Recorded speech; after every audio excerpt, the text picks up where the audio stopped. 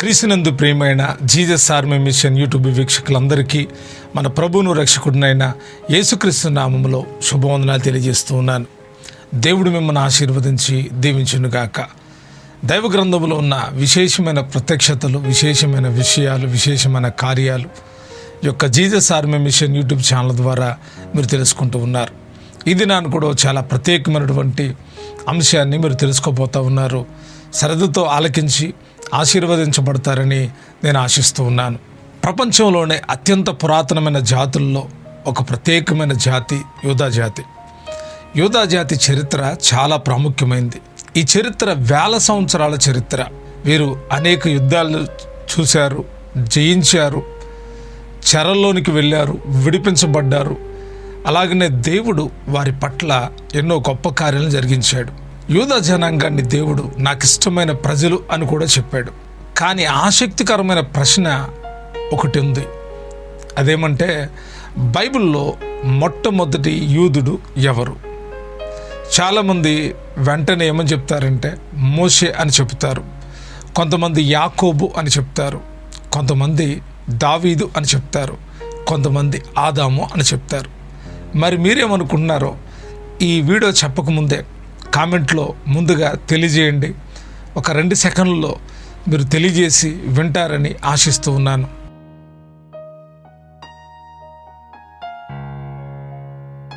Bible ప్రకారం మొట్టమొదటి యూదుడు, మూలపురుషుడు, యూదులకు మూలపురుషుడు అబ్రహాము గారు.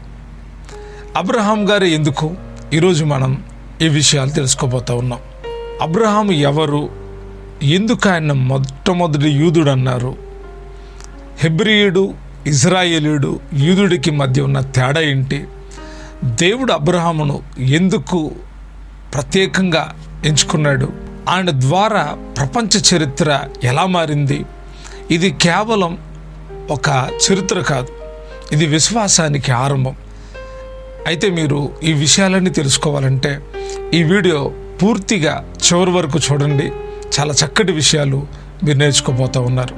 సుమారుగా క్రీస్తు పూర్వం 4000 సంవత్సరాల క్రితం మెసొపొటేమియా అనే ప్రాంతంలో ఊరు అనేటువంటి ఒక గొప్ప పట్టణం ఉండేది.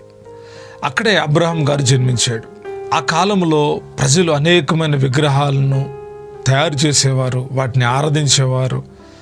చంద్రదేవుడు, సూర్యదేవుడు, ప్రకృతి సంబంధమైన దేవతలను ఆరాధించేవాళ్ళు. ఆ చీకటి ప్రపంచంలో దేవుడు ప్రత్యేకంగా అబ్రహాముని పిలవడం గొప్ప విషయమై ఉంది. ఈ భయంకరమైన విగ్రహారాధన కుటుంబంలో నుండి అబ్రహాము గారిని దేవుడు ప్రత్యేకించి ఏర్పాటు చేసుకున్నాడు. ఆదికాండం 12వ అధ్యాయంలో దేవుడు మాట్లాడి పిలిచి అన్నాడు, అబ్రహామా, నీ దేశము నుండి, నీ బంధువుల యొద్ద నుండి, నీ యొక్క స్వజనుల యొద్ద నుండి నేను నీకు చూపించే దేశానికి బయలుదేరి వెళ్ళు, నేను నిన్ను ఆశీర్వదిస్తాను, నిన్ను గొప్ప చేస్తాను అని దేవుడు పలికినప్పుడు అబ్రహాము దేవుని మాటను నమ్మి బయలుదేరాడు. ఈ మాటలు చిన్న విషయం కాదు. ఆ కాలంలో ఒక వ్యక్తి తన ఊరు వదిలి తెలియని దేశానికి వెళ్ళడం అంటే జీవితాన్ని పణంగా పెట్టడమే, ఇక జీవితం మీద ఆశలు వదిలేసుకోవడమే. అటువంటి పరిస్థితుల మధ్యలో అబ్రహాము గారు దేవుని నమ్మాడు, దేవుని మాటను నమ్మి అక్కడ నుండి బయలుదేరాడు. మొదటిగా అబ్రహాము గారి పేరు అబ్రహాము కాదు, అబ్రాము. అబ్రాము అంటే గొప్ప తండ్రి అని అర్థం. తర్వాత దేవుడు అబ్రహాము అని పేరు పెట్టాడు. అబ్రహాము అంటే జనములకు తండ్రి అని అర్థం. ఎందుకంటే దేవుడు ఒక గొప్ప వాగ్దానం చేశాడు, నీ సంతానం ఆకాశ నక్షత్రాలంతా ఎక్కువగా ఉంటుంది అని చెప్పి. ఆ సమయానికి అబ్రహాముకి పిల్లలు లేరు. అయినా దేవుని మీద అబ్రహాము విశ్వాసం ఉంచాడు. అందుకే విశ్వాసులకు తండ్రి అని దైవ గ్రంథం తెలియజేస్తూ ఉంది. మనమందరం కూడా విశ్వాసులకు తండ్రి ఎవరు అంటే అబ్రహాము గారు అని మనం పిలుస్తూ ఉంటాము. ఇప్పుడు అసలు ప్రశ్న దగ్గరకు వద్దాం. అబ్రహాము గారే ఎందుకు మొదటి యూదుడు అంటారు? ఇక్కడ ఒక ముఖ్యమైన విషయాన్ని తెలుసుకోవాలి. యూదుడు అనే పదం ఆ కాలంలో లేదు. మరి ఎలా యూదుడు అనే పదం వచ్చింది? ఈ విషయం మనకు అర్థం కావాలి అంటే ముందుగా వంశ చరిత్రను మనం చూడాలి. అబ్రహాము కుమారుడు ఇస్సాకు, ఇస్సాకు కుమారుడు యాకోబు, యాకోబును దేవుడు ఇశ్రాయేలు అనే పేరిచ్చాడు. యాకోబునకు 12 మంది కుమారులు ఉన్నారు. వారే ఇశ్రాయేలు యొక్క 12 గోత్రాల పితామహులు. ఈ గోత్రాల్లో ఓ ప్రత్యేకమైన గోత్రం యూదా గోత్రం. ఈ యూదా గోత్రానికి, యూదాకి మరొక పేరుంది, యెహోయూదా అనేటువంటి పేరు. ఈ పేరులో నుండే యూదులు అనే పేరు వచ్చింది. అంటే యూదుల జాతికి మూలపురుషుడు అబ్రహామే. అందుకే ఆయన్ని మొదటి యూదుడు అంటారు. బైబిల్ గ్రంథంలో హెబ్రీయులు, ఇశ్రాయేలీలు, యూదులు అనే పదాలు చాలా ప్రత్యేకమైనవి. బైబిల్లో మొట్టమొదట హెబ్రీయులు లేక హెబ్రీ సంతానం అనే పదం మనకు కనిపిస్తుంది. ఆదికాండం 14వ అధ్యాయం 13వ వచనంలో అబ్రహాము హెబ్రీయుడని వ్రాయబడింది. అంటే అబ్రహాము మరియు ఆయన సంతానాన్ని మొదట హెబ్రీలని పిలిచేవాళ్ళు. తరువాత యాకోబు కుమారులు రావడం, దేవుడు యాకోబును ఇశ్రాయేలుగా పిలవడం, యాకోబు దగ్గర నుండి వచ్చిన సంతానాన్ని ఇశ్రాయేలీలు అన్నారు. ఇక తర్వాత ఆ ఇశ్రాయేలీలు కానానుకు చేరిన తర్వాత ఇశ్రాయేలీలు 2 భాగాలుగా యూదా రాజ్యంగా, ఇశ్రాయేలు రాజ్యంగా మారిన తర్వాత యూదులు అనేటువంటి వాళ్ళుగా ప్రత్యేకంగా యూదా జనాంగాన్ని పిలవడం జరిగింది. కాబట్టి హెబ్రీయుడు, ఇశ్రాయేలీయుడు, యూదుడు అనే ఈ పేర్లు ఒకే వంశాన్ని నుండి వచ్చిన 3 పేర్లు అయి ఉన్నాయి. దేవుడు అబ్రహాముని ఎందుకు ఎన్నుకున్నాడు? ఇది చాలా గొప్ప ప్రశ్న. ప్రపంచంలో ఎంతోమంది ఉన్నారు, కానీ దేవుడు ఎందుకు అబ్రహామునే ఎన్నుకున్నాడు? కారణం ఏంటంటే దేవుని వాక్యంలో రాయబడి ఉంది, అబ్రహాము దేవుని మాటను నమ్మాడు. రెండవదిగా ఆ మాట ప్రకారం దేవుని మీద విశ్వాసం ఉంచి నడిచి చూపించాడు. విశ్వాసం ఉన్న మనిషిని దేవుడు ఉపయోగిస్తాడు. దేవుడు అబ్రహాముతో ఒక నిబంధన చేశాడు. ఆ నిబంధనలో 3 ప్రధానమైన వాగ్దానాలు ఉన్నాయి. మొదటిది, నీ ద్వారా గొప్ప జనమును చేస్తాను, నీ ద్వారా గొప్ప జనాంగం వస్తుంది. రెండవది, కానాను దేశాన్ని నీ సంతానానికి ఇస్తాను అని చెప్పాడు. 3వ వాగ్దానం, నీ ద్వారా భూమి మీద ఉన్న సమస్త జాతుల ప్రజలు, వంశం వారు దీవించబడతారు. ఇది చాలా గొప్ప ప్రవచనమై ఉంది, శ్రేష్టమైన వాగ్దానం అయి ఉంది.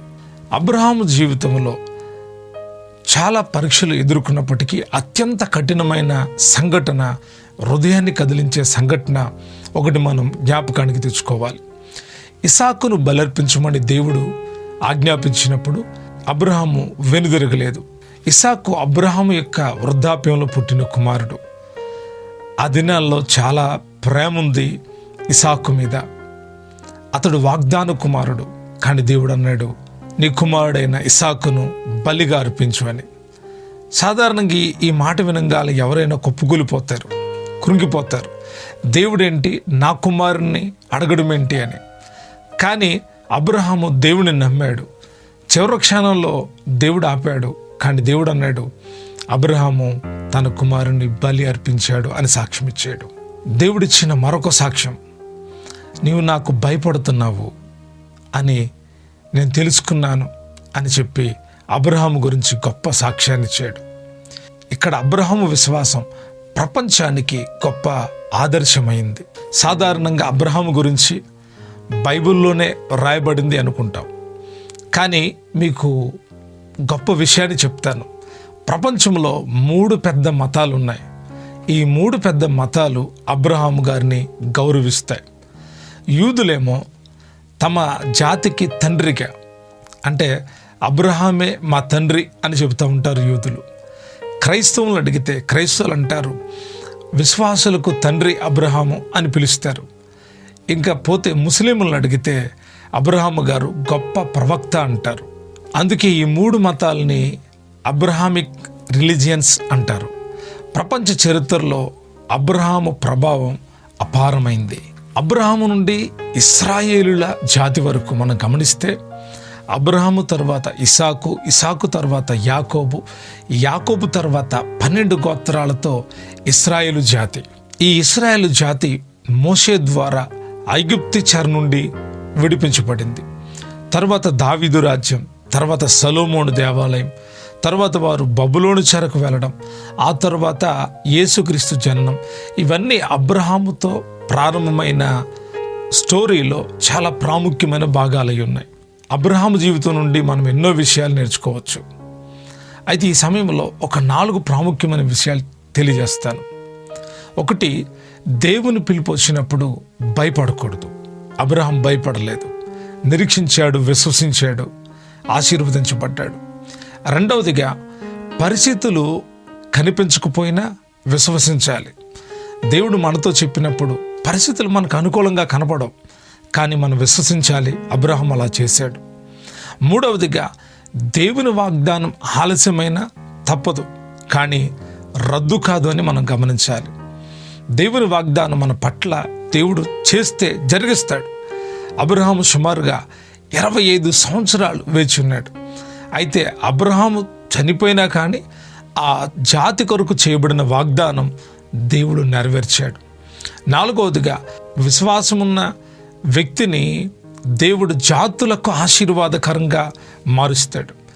మీరు విశ్వాసంతో ఉంటే మీరు మీ కుటుంబాలకు, మీ బంధువులకు, మీ రక్త సంబంధికులకు ఆశీర్వాదకరంగా ఉంటారు. ఈ సందేశంలో మీరు తెలుసుకున్న విషయం, బైబిల్లో మొట్టమొదటి యూదుడెవరు? సమాధానం, అబ్రహాము గారు. ఎందుకంటే యూదుల జాతికి మూల పురుషుడు అబ్రహాము గారే. యూదుడు అనే పదం తర్వాత వచ్చిన ఆ జాతి ఆరంభం అబ్రహాము గారితోనే మొదలైంది అని మనం గమనించాలి. ఓ సాధారణ మనిషి దేవుని పిలుపు విని ముందుకు నడిచినప్పుడు చరిత్ర మారిపోయింది. ఇదే అబ్రహాము గారి యొక్క జీవిత చరిత్ర. ప్రియ దేవుని బిడ్డలారా, యూదులు ఎవరు, హెబ్రీయులకు, ఇశ్రాయేలుకు మధ్య ఉన్న తేడా ఏంటి? చాలా ప్రాముఖ్యమైన సంగతులను మీరు తెలుసుకున్నారు. ఈ వీడియో మీకు ఆశీర్వాదకరంగా ఉంటే తప్పకుండా లైక్ చేసి షేర్ చేయండి. మీరు కొత్త వారైతే సబ్స్క్రైబ్ చేయడం మర్చిపోకండి. దేవుడు మిమ్మను, మీ కుటుంబాలను ఆశీర్వదించును గాక. మరి ఒక వీడియోలో మరొక అద్భుతమైన విషయంతో కలుసుకుందాం. అప్పటి వరకు దేవుని కృప మనందరికీ తోడయండి, నడిపించును గాక. Thank you. God bless you.